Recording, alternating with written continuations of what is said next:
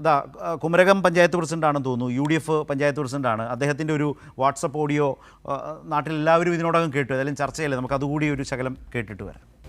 വീടുകളിൽ കഴിയാൻ പറ്റുന്നവർ അതാത് വീടുകളിൽ തന്നെ കഴിയുക. ക്യാമ്പിലോട്ട് വന്നാൽ അവിടെ യാതൊരുവിധ സൗകര്യങ്ങളും ഇല്ല. എന്നാണ് തന്നെ രാവിലെ വെള്ളമില്ലാതെ കിടന്ന് ഭയങ്കര പരക്കം പാച്ചിലായിരുന്നു. അതുകൊണ്ട് വീടുകളിൽ കഴിയാൻ പറ്റുന്നവർ പരമാവധി വീട്ടിൽ തന്നെ കഴിയാൻ നോക്കുക. ക്യാമ്പിൽ ഉൾക്കൊള്ളാവുന്നതിൻ്റെ അപ്പുറം കഴിഞ്ഞിരിക്കുകയാണ്. ഒരു പഞ്ചായത്ത് പ്രസിഡൻ്റ് അവസ്ഥയാണ്. കുമരകം പഞ്ചായത്ത് പ്രസിഡൻ്റാണ്. ശ്രീകുമാർ സാറ് പറഞ്ഞതൊക്കെ കേട്ടിട്ടുണ്ട്. ഞാൻ ആദ്യം സലാമിലേക്ക് വരാം. ക്യാമ്പും ജനങ്ങളുടെ അനുഭവവും അവർ പങ്കുവെക്കുന്നതും നിങ്ങൾക്ക് ബോധ്യമായ കാര്യങ്ങളും വെച്ച് അദ്ദേഹം പറഞ്ഞത് കേട്ടല്ലോ.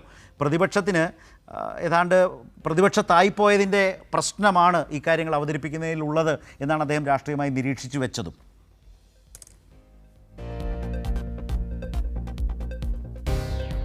അതിലെ ശരത്ത്, ഞാൻ ആദ്യം ആമുഖത്തിൽ ഞാൻ പറഞ്ഞപ്പോൾ പറഞ്ഞു, സാറിങ്ങനെ ഇത് ന്യായീകരിച്ച് സാറിങ്ങനെ മോശക്കാരനാകേണ്ട കാര്യമുണ്ടോ നാട്ടുകാർ മുമ്പിൽ ഞാൻ ചോദിച്ചാൽ. നമ്മളിതിനകത്ത് ആരാ ഇപ്പോൾ ശ്രീ രാജീവ് അബ്രഹാം ചർച്ചയിൽ പങ്കെടുത്തു, ഞാൻ സംസാരിച്ചു, ഞങ്ങൾ രണ്ടാളും സംസാരിച്ചു. ഞങ്ങൾ രാഷ്ട്രീയമായി എന്തെങ്കിലും പറഞ്ഞോ? പറയാനില്ലാത്തതുകൊണ്ടല്ലല്ലോ, രാഷ്ട്രീയമായി പറഞ്ഞോ? ഈ ക്രൈസിസിനെ മാനേജ് ചെയ്യാൻ കഴിയുന്ന സിസ്റ്റത്തെ പരാജയപ്പെടുത്തി UDF ഗവൺമെൻറ് എന്നാണ്. അത് യാഥാർത്ഥ്യമായതുകൊണ്ടാണ്. ഇപ്പോൾ നേരത്തെ ഇപ്പോൾ ലാസ്റ്റ് കേൾപ്പിച്ച പഞ്ചായത്ത് പ്രസിഡന്റ് പറഞ്ഞു, LDF ഭരിച്ച കേരളത്തിലെ 10 കൊല്ലക്കാലം അല്ലെങ്കിൽ ഏത് ക്യാമ്പുണ്ടായ അല്ലെങ്കിൽ ഇതുപോലെ സന്ദർഭമുണ്ടായ കാലങ്ങളിൽ കോവിഡ് പോലെ ഏറ്റവും പീക്കായ വലിയ പ്രശ്നം നേരിട്ട സമയത്ത് ഏതെങ്കിലും ഒരു ജനപ്രതിനിധിക്ക് ഇതുപോലെ പറയേണ്ടി വന്നിട്ടുണ്ടോ? അയ്യോ, ആരും ക്യാമ്പിലേക്ക് വരല്ലേ, ഇവിടെ ആകെ പ്രശ്നമാണ്, വീട്ടിൽ തന്നെ കഴിഞ്ഞു എന്നാരെങ്കിലും പറഞ്ഞിട്ടുണ്ടോ? എത്ര പേർ വന്നാലും അത് മാനേജ് ചെയ്യാൻ കഴിയുന്ന ഒരു കപ്പാസിറ്റിയോടെ ഒരു ഗവൺമെൻറ്റും അതിൻ്റെ സിസ്റ്റവും നന്നായി ഓപ്പറേറ്റ് ചെയ്തു കേരളത്തിൽ. അതാണ് ഒരുപക്ഷെ രാഷ്ട്രീയമായി ഞങ്ങളെ എതിർക്കുന്നവരോ അല്ലെങ്കിൽ രാഷ്ട്രീയമായി ഞങ്ങളെ അനുകൂലിക്കാത്ത ചില പ്രധാനപ്പെട്ട ആളുകൾ ഇതിനെ കേരളത്തിൽ പറഞ്ഞില്ലേ. പിണറായി വിജയനെ കുറിച്ച് പറഞ്ഞെന്താ? ക്രൈസിസ് മാനേജർ എന്നാണ് പറയുന്നത്. CM മീൻസ് ക്രൈസിസ് മാനേജർ എന്ന ഒരു ചൊല്ല് പോലും ആ കാലത്ത് ഉണ്ടായി.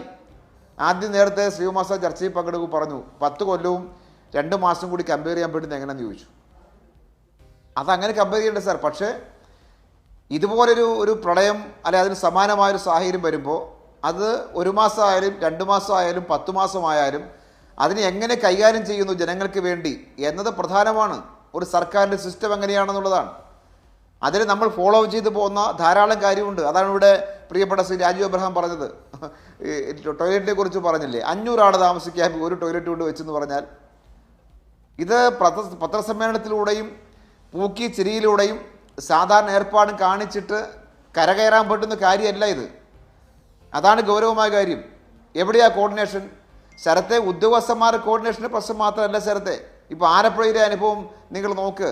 ആലപ്പുഴ MLA-മാർ തമ്മിൽ കോർഡിനേഷൻ ഉണ്ടോ? രജീഷ് ചെറിയാൻ കുട്ടനാട് MLA ഇന്നലെ പരസ്യമായി അദ്ദേഹം പറഞ്ഞു, ഞാൻ മുഖ്യമന്ത്രി വിളിച്ചു, എടുത്തില്ല. പിന്നെ റവന്യൂ മന്ത്രി വിളിച്ചു, ഫോൺ എടുത്തില്ല. റവന്യൂ മന്ത്രി ഇന്നിപ്പോൾ അവിടെ വന്നു. പക്ഷേ ഞാനിപ്പോൾ സംസാരിക്കുന്ന നിമിഷം വരെ ആ MLA-യെ കേരളത്തിലെ മുഖ്യമന്ത്രി തിരിച്ചൊന്നും വിളിച്ചിട്ടില്ല. ഇതാ സ്ഥിതി. ഒരു MLA ഒരു നാട്ടിൽ ആവരാതി പറയാൻ അദ്ദേഹം പറഞ്ഞാലും ക്യാബിനറ്റ് ഓക്കെ, ക്യാബിനറ്റ് കഴിഞ്ഞ് അദ്ദേഹത്തെ തിരിച്ച് വിളിച്ചോ? അപ്പോൾ വിളിച്ചിരുന്നു മാത്രമല്ല, ഇപ്പോൾ ഒരു ദിവസം കഴിഞ്ഞ് ഇപ്പോൾ നമ്മൾ സംസാരിക്കുമ്പോഴും ആ MLA തിരിച്ചൊന്ന് വിളിക്കാൻ തയ്യാറാവാത്ത മുഖ്യമന്ത്രിയാണ് കേരളത്തിലെ മുഖ്യമന്ത്രി. പിണറായി വിജയൻ അങ്ങനെയായിരുന്നോ? സതീശൻ MLA ആയിരുന്നപ്പോൾ അദ്ദേഹത്തിന് പറഞ്ഞിട്ടില്ലേ എന്താണ് കേരളത്തിലെ മുഖ്യമന്ത്രി എന്നുള്ള കാര്യം? അദ്ദേഹം പറഞ്ഞിട്ടുണ്ടല്ലോ. ആ കാലത്ത് മുഖ്യമന്ത്രി ആയിരിക്കുമ്പോൾ യെസ് അല്ലെങ്കിൽ നോ രണ്ടായാലും തീരുമാനമുണ്ട് പിണറായിക്ക്. VD സതീശൻ പറഞ്ഞത് പത്രത്തിൽ മനോരമ തന്നെ പ്രസിദ്ധീകരിച്ച പ്രധാനപ്പെട്ട ഭാഗമാണ്. പ്രളയത്തിൻ്റെ കാലം, കോവിഡിൻ്റെ കാലം, ഞാൻ മുഖ്യമന്ത്രി പിണറായി വിജയനെ ഫോണിൽ വിളിച്ചിട്ടുണ്ട് പലവട്ടം. ഒന്നുകിൽ അദ്ദേഹം തന്നെ ഫോൺ എടുക്കും, അല്ലെങ്കിൽ 10 മിനിറ്റിലേക്കും തിരിച്ചു വിളിക്കും. എന്നിട്ട് പറയുന്ന കാര്യം ശ്രദ്ധിക്കും. അതിനുശേഷം ഒരു മറുപടി അദ്ദേഹമോ ബന്ധപ്പെട്ട ഉദ്യോഗസ്ഥരോ നമ്മെ അറിയിക്കും. അതെന്നെ തീർച്ചയായും അത്ഭുതപ്പെടുത്തിയിട്ടുണ്ട്. സംസാരിച്ചാൽ യെസ് എന്നോ നോ എന്നോ പറയും. നോ എന്നാണ് പറയുന്നതെങ്കിൽ അതിൻ്റെ കാരണവും വ്യക്തമാക്കും. യെസ് ആണെങ്കിൽ അത് ഗൗരവമുള്ള കാര്യമാണ്, അത് ശരിയാണെന്ന് പറയും. എന്നിട്ട് വേണ്ട നടപടി സ്വീകരിക്കും. ഇതാണ് കേരളത്തിന് മുഖ്യമന്ത്രി സ്ഥാനത്തിരുന്ന് പിണറായി വിജയനെ കുറിച്ച് ശ്രീകുമാർ സാറ് പറഞ്ഞ രാഷ്ട്രീയമായി ഞങ്ങൾ പറയുന്ന കാര്യമില്ല.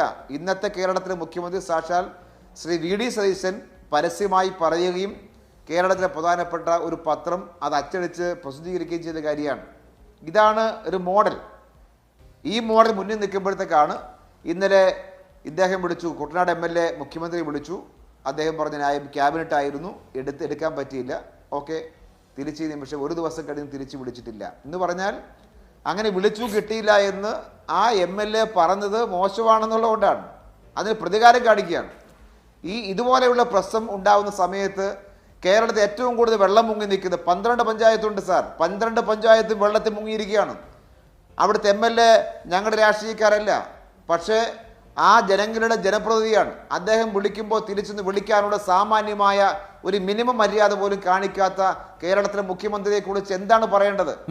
എന്നിട്ട് ആ മുഖ്യമന്ത്രിയെ വെച്ചിട്ട് എന്ത് ക്രൈസിസ് മാനേജ് ചെയ്യുമെന്നാണ് നമുക്ക് വിശ്വസിക്കാൻ പറ്റുന്നത്? കോർഡിനേഷൻ എന്ന് പറഞ്ഞ ജനപ്രതിനിധികൾക്കിടയിൽ പോലുമില്ല. ഞാനത് പിന്നീട് ആലപ്പുഴയുമായി ബന്ധപ്പെട്ട് കഴിഞ്ഞാൽ ഞാൻ പുറകെ പറയാം ശരത്ത്. ശരി, അത് തോട്ടപ്പള്ളിയുമായി ബന്ധപ്പെട്ട് അടുത്ത ഒരു തവണ ചർച്ച അവസാനിക്കും മുമ്പ് താങ്കളിലേക്ക് വരികയും ചെയ്യാം. അതുമായി ബന്ധപ്പെട്ട് ഞാനിപ്പോൾ ഈ ക്യാമ്പുകളെക്കുറിച്ച് പറഞ്ഞപ്പോൾ 10 വർഷവും 2 മാസവും തമ്മിൽ താരതമ്യം വേണ്ട എന്നുള്ളതാണെങ്കിൽ പോലും ഒരു പ്രളയകാലം ആ കാലത്ത് ജീവിച്ചവരാണെന്ന് കേരളം ഭരിക്കുന്ന ഇന്നത്തെ മന്ത്രിമാരും മുഖ്യമന്ത്രിയും ഒക്കെ അന്നൊക്കെ അവർ ജനപ്രതിനിധികളായി ഇപ്പുറത്ത് തന്നെ ഉണ്ടായിരുന്നു, അതിൻ്റെ മുൻപന്തിയിൽ നിന്ന ആളുകളാണ്. അതുമായി ബന്ധപ്പെട്ടൊക്കെ ഒരുപാട് കാര്യങ്ങൾ നമുക്കൊക്കെ പറയാനുണ്ടാവും. ഞാൻ ഈ ക്യാമ്പുകളുമായി ബന്ധപ്പെട്ട് 2 കാര്യങ്ങൾ മാത്രം വളരെ വേഗത്തിൽ പറയാം. പ്രളയകാലത്ത് ഒരു ക്യാമ്പിനെക്കുറിച്ച് ഒരു വലിയ പരാതി, സ്തോഭജനകമായ പരാതി എന്ന നിലയിൽ മാധ്യമങ്ങൾ വാർത്ത കൊണ്ടുവന്നു. ശരിയാണ്, പ്രളയകാലത്ത് ഓമനക്കുട്ടൻ എന്ന മനുഷ്യനെ കള്ളനാക്കി എല്ലാവരും കൂടി, എല്ലാ മാധ്യമങ്ങളും കൂടി.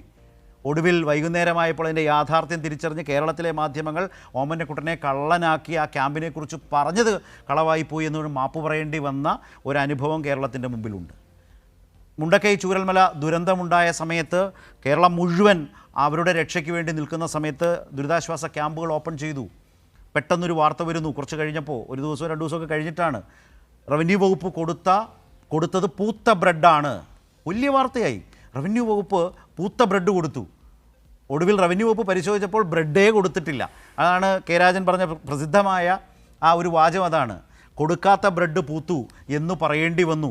ഇങ്ങനെയും ഒക്കെ സംഭവിച്ചിട്ടുണ്ട് ഈ നാട്ടിൽ എന്ന് ഞാൻ സൂചിപ്പിച്ചു എന്നുള്ളൂ.